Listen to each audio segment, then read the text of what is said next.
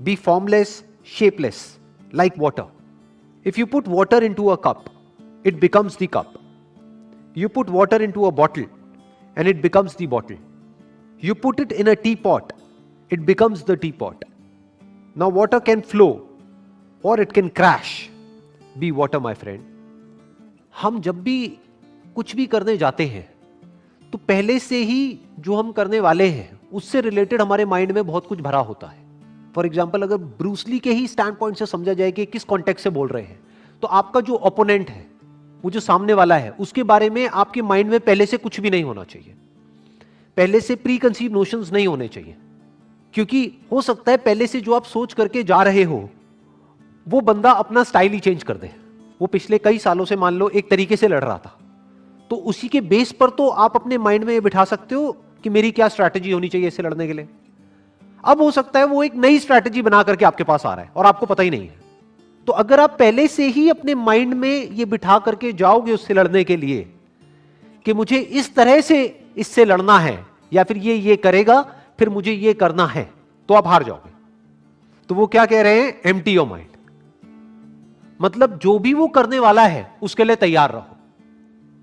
Never have pre conceive notions in your mind about life. अगर वहां पे देखा जाए ब्रूस ली के कॉन्टेक्स्ट में, तो ओपोनेंट है सामने कोई. अगर हम अपने आप से रिलेट करें तो हमारी लाइफ में क्या होता है, इस ओपोनेंट को हम क्या बोल सकते हैं? लाइफ में जो प्रॉब्लम्स आ रही हैं, जो चैलेंजेस आ रहे हैं, जो भी मुश्किलें आ रही हैं, तो उनको अपने पास्ट के नजरिए से मत देखो, नहीं तो आप फंस जाओगे. क्योंकि हो सकता है अब जो चैलेंज आया आपको आज, वो नया चैलेंज है. और हो सकता है क्या, हमेशा लाइफ नए चैलेंजेस आपके सामने लेकर के आती है, जो आज से पहले कभी नहीं हुआ है. ऐसी ऐसी चीजें हो जाती हैं जो हमने सोचा भी नहीं होता है, ऐसी ऐसी चीजें हो जाती हैं. तो अगर उन प्रॉब्लम्स के हमको सॉल्यूशंस निकालने हैं, तो हमारा माइंड पूरी तरह से खाली होना चाहिए उस प्रॉब्लम से रिलेटेड जो भी कुछ हमारे माइंड में पहले से भरा पड़ा है उससे. प्रॉब्लम को कैसे देखना है, या लाइफ में जो भी आप आज जिस भी सिचुएशन में हो और फंसे हुए हो. बहुत बार लाइफ में ऐसा होता है कि हम फंस जाते हैं, बट प्रॉब्लम क्या होती है, हम सॉल्यूशन निकाल रहे होते हैं अपनी मेमोरी के बेस पर, और हम और फंसते चले जाते हैं. क्योंकि जो हमने पास्ट में किया उसी वजह से तो हम इस सिचुएशन में फंसे हैं. सोचो, हम अपनी थिंकिंग की वजह से ही तो फंसते हैं लाइफ में जाकर के एक ना एक पॉइंट पे. किसी बंदे की थिंकिंग ठीक नहीं थी, इस वजह से वो जो काम कर रहा है, मान लो कोई बिजनेस कर रहा है और उसमें सक्सेसफुल नहीं हो पा रहा है, बट वो अपनी उसी थिंकिंग के बेस पे उसका सोल्यूशन निकालना चाहता है. कभी नहीं निकाल सकता, इम्पॉसिबल. पहले उसको अपनी ही उस थिंकिंग से फ्री होना होगा, क्योंकि उसकी ही थिंकिंग की वजह से उसके बिजनेस में प्रॉब्लम्स क्रिएट हो रही हैं. उसको एक नई थिंकिंग चाहिए.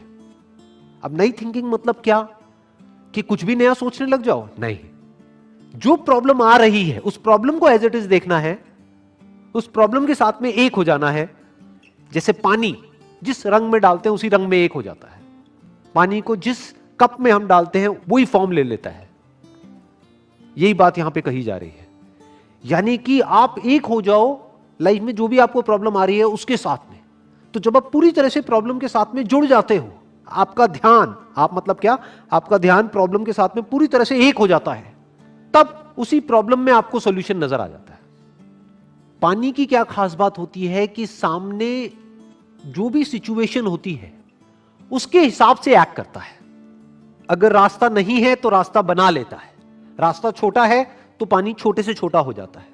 अगर मान लो रुकावट बड़ी है तो पानी फुल फोर्स के साथ आता है और किसी भी तरीके से उसको तोड़ता हुआ आगे निकल जाता है. तो पानी is softer then the softest and harder than the hardest, and not और.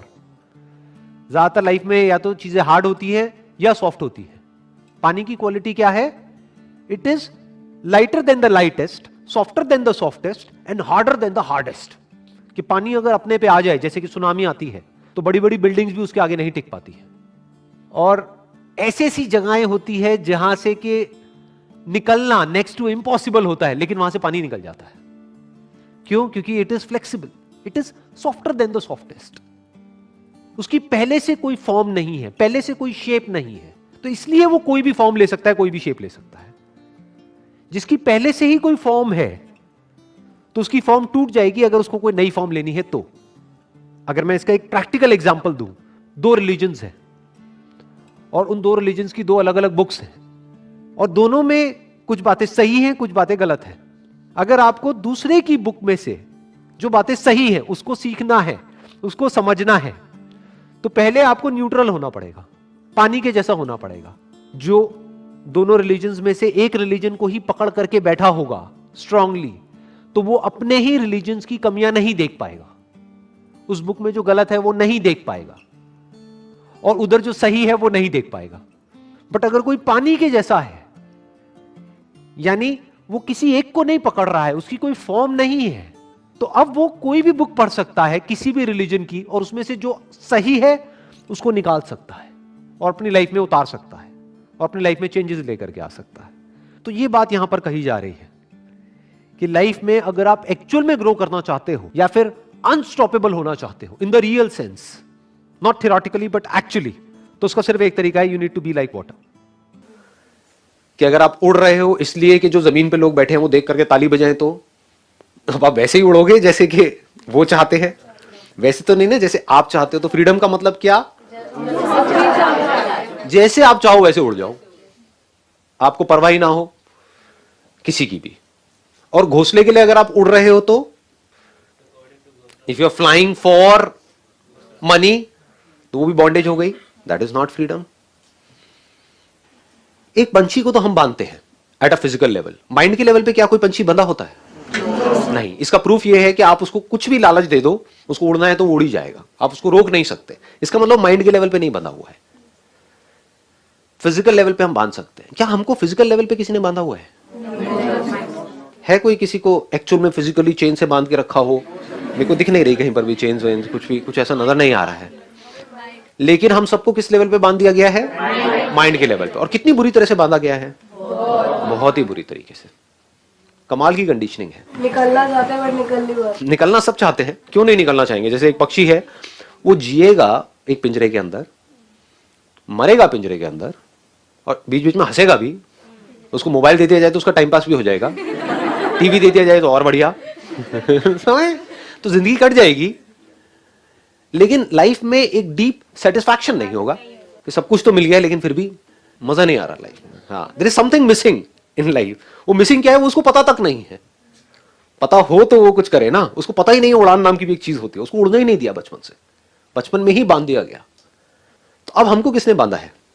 फिजिकली तो नहीं बांधा, ये तो हमको समझ आ रहा है, कहीं पर भी फिजिकल कोई पिंजरा हमको नजर नहीं आ रहा है। माइंड के लेवल पे बांध दिया गया है। तो माइंड के लेवल पे फ्री हो जाना मतलब, एक इंसान की बात करें तो, जानवर की बात समझ आ गई ना? फिजिकली फ्री हो जाना मतलब, फिजिकली उड़ जाना मतलब फ्रीडम। और हमारे लिए अगर हम माइंड के लेवल पे पूरी तरह से फ्री हो जाए, फ्रीडम इज आइदर कंप्लीट और it is not freedom at all. ये नहीं कि एक बड़ा पिंजरा दे दिया तो बोला कि अब ये उससे ज्यादा फ्री है नहीं, ऐसा कुछ नहीं होता है। Freedom either it is absolute और there is no freedom at all, और it is just an illusion of freedom. तो हमको क्या चाहिए? हमको ये अगर समझ आ जाए हम माइंड के लेवल पे बंधे क्यों हुए हैं, कभी सोचा है कि हम बंधे हुए हैं? इसका प्रूफ क्या है कि अगर किसी भी तरह की रेस्टलेसनेस आपके अंदर है, किसी भी तरह का डिससेटिस्फैक्शन आपके अंदर है, लाइफ में दुख है, तो इसको मतलब बंधे हुए हो। दुख में और दर्द में फर्क समझ आ रहा है? दर्द मतलब फिजिकल पेन, ये दर्द है। दुख मतलब क्या? ये कोई फिजिकल पेन नहीं है, दुखी है जी डिप्रेस्ड है जी, स्ट्रेस्ड आउट है जी वो दुख है। समझ गया ना? दुख मतलब किसकी वजह से? मेंटली आप बंधे हुए हो। जानवर दुखी नहीं होते हैं, दर्द होता है उनको। तो मैं दर्द की बात नहीं कर रहा यहां पर, मैं किसकी बात कर रहा हूं? दुख की। पहले स्टेप में हमको यह देखना है कि हम कैसे, किन चीजों से बंधे हुए हैं, फिर हमको देखना है मुझसे फ्री कैसे हो सकते हैं, फिर यह समझना है कि हमारे लिए हाईएस्ट पॉसिबिलिटी क्या है एक इंसान के लिए। जैसे पक्षी के लिए हाईएस्ट पॉसिबिलिटी क्या है? उड़ जाना, इससे ऊपर कुछ नहीं है। इंसान के लिए क्या है? कभी सोचा है? Freedom from that mental bondage है कि नहीं? That is the highest possibility for a human being, इससे ऊपर और कुछ नहीं है।